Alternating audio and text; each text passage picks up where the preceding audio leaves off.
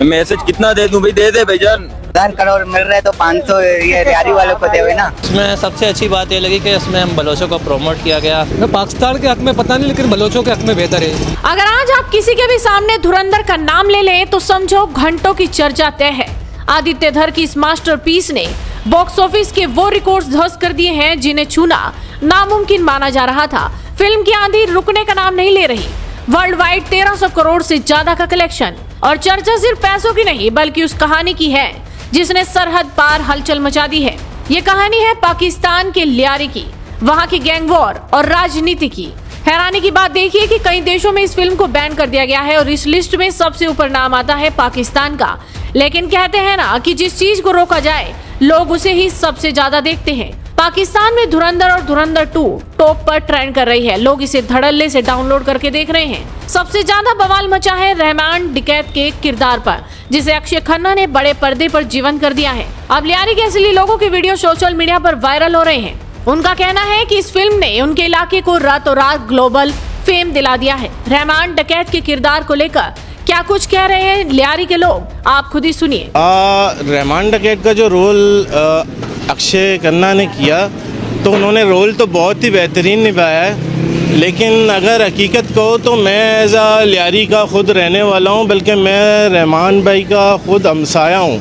मेरा घर उनके घर के साथ ही है और हम कारोबार भी करते हैं यहाँ पे।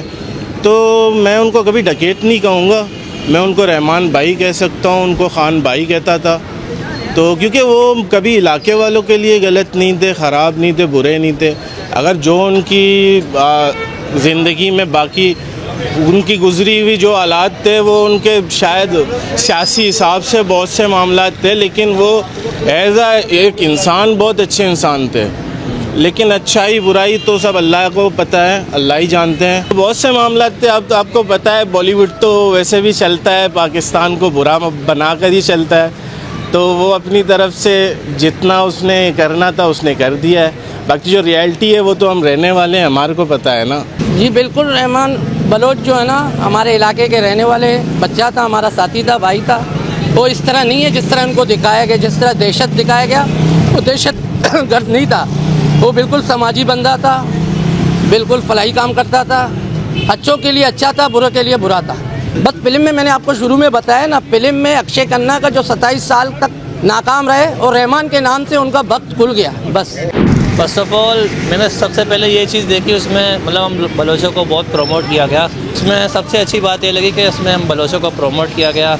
लियारी के जैसे हमारे इलाकों का नाम लिया गया, शेरोकलैन, बगदादी, कलाकोट, ये सारा कुछ लिया गया। तो इसमें ये चीज़ हमें अच्छा लगा। फर्स्ट ऑफ ऑल इसको फिल्म में रहमान डकैत कहलाया गया, वो फर्स्ट ऑफ ऑल डकैत नहीं था, क्योंकि लियारी वालों के अगर हम बात करें ना तो उसे हम खान भाई के नाम से बुलाते थे, रहमान बलोच के नाम से बुलाते थे, ठीक है। लियारी में उसको कोई डकैत नहीं था। और फर्स्ट ऑफ ऑल मतलब लियारी में तो ये डकैती वगैरह ये कुछ जो फिल्म में बताया गया है डकैत वगैरह वैसा कुछ नहीं था। हम लियारी वालों के लिए तो वो बहुत अच्छा था। मतलब लियारी में अगर किसी बंदे से पूछे तो उसके बारे में आपको पॉजिटिव रिव्यूज़ ही बताएगा। वो करता था अगर कुछ लियारी से आउट ऑफ होता था, लियारी में नहीं होता था। लियारी में आप किसी बंदे से पूछे उसके बारे में तो आपको 100% उसके पॉजिटिव रिव्यूज़ ही मिलेंगे। बहुत अच्छी बनी, मतलब देखने लायक है। इसमें बंदा 3 घंटे एंटरटेन हो जाता है, एक ही जगह बैठ जाता है। और इसके अलावा फिल्म में जो कास्टिंग की गई है, जैसे रहमान बलोच, चौधरी असलम हो गई है और बाकी सारे हो गए। कास्टिंग ओवरऑल बेहतरीन पावरफुल कास्टिंग की इसलिए फिल्म चली है। वो फिल्म में जो ज़िंदगी दिखाई गई है वो हकीकत से बिल्कुल हट के बरक से हकीकत में सरदार अब्दुर्रहमान बलोच वो मसीहा थे लियारी के, मतलब वो गरीबों के लिए वो रॉबिन हुड थे।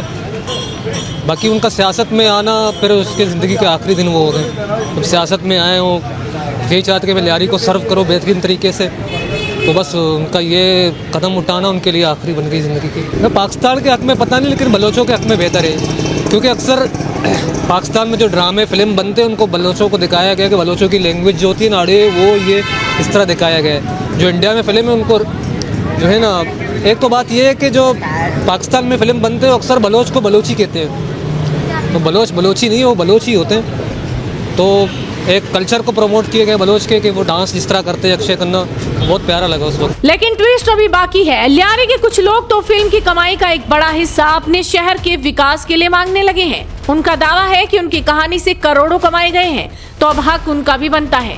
और किस तरह से वो 500 करोड़ की मांग कर रहे हैं, आप खुद ही सुनिए। के लिए लियारी में जो बंदे ने फिल्म बनाया है, लियारी डकैत, ये बहुत वीआईपी फिल्म है, इसने बहुत पैसे कमाए, लियारी तरक्की करे और ये सड़कें बन जाए, सब बन जाए, पानी मानी गटर मटर। अगर 1000 करोड़ मिल रहे तो 500 ये लियारी वालों को दे ना।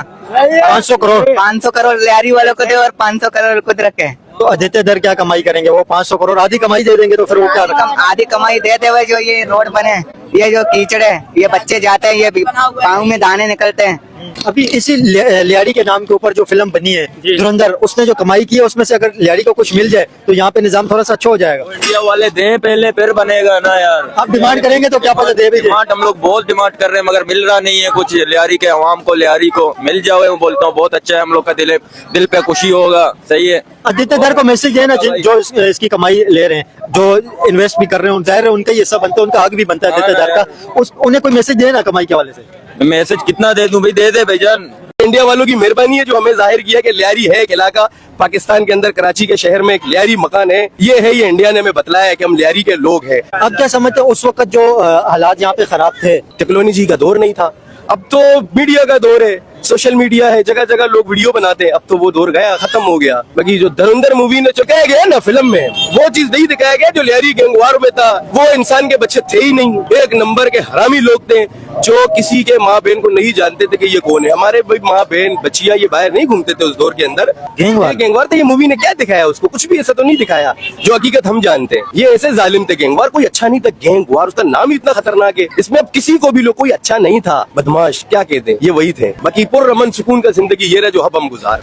अब सवाल ये है कि क्या अक्षय खन्ना का रहमान डकैत वाला अंदाज ही फिल्म की सफलता की असली चाबी है, और क्या पाकिस्तान के लोगों की ये मांग जायज है? कमेंट्स में अपनी राय जरूर बताइए। साथ ही इस वीडियो को शेयर कीजिए और जुड़े रहिए हेडलाइंस इंडिया के साथ। बहुत से मामला थे। अब तो आपको पता है बॉलीवुड तो वैसे भी चलता है, पाकिस्तान को बुरा बनाकर ही चलता है, तो वो अपनी तरफ से जितना उसने करना था उसने कर दिया है। बाकी जो रियलिटी है वो तो हम रहने वाले हैं, हमारे को पता है ना। जी बिल्कुल, रहमान बलोच जो है ना हमारे इलाके के रहने वाले बच्चा था, हमारा साथी था, भाई था। वो इस तरह नहीं है जिस तरह उनको दिखाया गया, जिस तरह दहशत दिखाया गया, वो दहशत गर्द नहीं था। वो बिल्कुल समाजी बंदा था, बिल्कुल फलाही काम करता था, अच्छों के लिए अच्छा था, बुरों के लिए बुरा था। इसमें सबसे अच्छी बात ये लगी कि इसमें हम बलोचों को प्रमोट किया गया। लियारी के जैसे हमारे इलाकों का नाम लिया गया, शेरोकलैन, बगदादी, कलाकोट, ये सारा कुछ लिया गया, तो इसमें ये चीज़ हमें अच्छा लगा। फर्स्ट ऑफ ऑल इसको फिल्म में रहमान डकैत कहलाया गया, वो फर्स्ट ऑफ ऑल डकैत नहीं था, क्योंकि लियारी वालों के अगर हम बात करें ना तो उसे हम कान भाई के नाम से बुलाते थे। बहुत अच्छी बनी है, मतलब देखने लायक है। इसमें बंदा 3 घंटे एंटरटेन हो जाता है, एक ही जगह बैठ जाता है। गोल्डी छोले मसाले, जहाँ जाएं रिश्ते बनाएं। गोल्डी लाए हैं फ्रेश लॉक टेक्नोलॉजी, जो रखे मसालों को हर समय फ्रेश।